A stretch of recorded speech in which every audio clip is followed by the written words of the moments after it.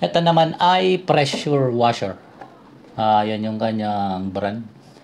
Matagal na sa akin to, parang 4 months na. Nagamit ko na rin at napahiram na din sa mga tropa. Okay pa naman siya sa ngayon. Ang mga ganitong type ng pressure washer, lalo compact, pang ano lang siya, hindi siya yung super heavy duty na gamit. So sa akin, ang tawag dito, ang gamit ko ay mga 30 minutes. Pinapahinga ko siya mga 10 minutes para lumamig. Hindi ko siya pinipersa kasi pag ito yung mga tipo na disposable. So pahingahin nyo rin pag meron kayong ganito kasi masisira. Sa akin pa naman nakasira na ako ng 4 na pressure washer. Natsetsempo parati sa akin. Kahit yung mga hiram, nasisira ko pag pinipersa ko talaga.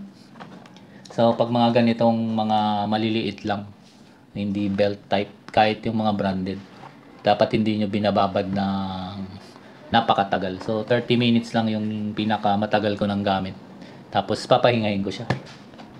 So ito ay ready to use na pag binili nyo. Marami ng accessories na kasama, yung kanyang baril, yung hose nito papunta sa gun nya. Mahaba din, halos tansya ko mga 4 to 5 meters. So dito yung kinakabit. Anyway, makikita nyo mamaya. Tapos dito naman yung inlet ng tubig. So sa akin, dinidiretso ko na to sa gripo. Hose na lang, tapos yung coupling nito.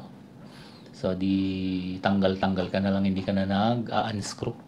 Pero hindi siyang kasamang hose, yung pang timba. Mga 1 meter yata yun. Pero hindi ko siya ginagamit. Walang nakaspecify na specs dito. Hindi ko sure dun sa user manual kung meron, pero nawala ako na yata yun. At ito yung kanyang power switch. So ito ay may automatic kill switch din sa loob. So pag kinakalabit mo, under siya. So pag binitawan mo, kusa siyang mag-turn off yung makina niya sa loob. So may ventilation to. Dapat hindi nyo yan tatakpat kasi yan yung kanyang pampalamig. Dito sa side design lang.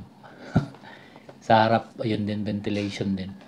So pag ginawan ko kasi ito ng bahay, dapat itong dalawang side kabilaan, wag nyo siyang tatakpan para ma-ventilate siya ng maayos. So nabili ko yata to 1.5 sa Lazada. Anyway, ilalagay ko yung link. Tingnan na natin yung mga sample nung paggamit ko nito.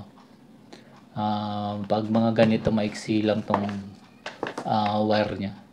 So kailangan nyo ng extension. Parang half meter lang. Pero subok ko na, maayos naman siya, malakas din. So tingnan na natin yung mga sample na paggamit ko nito.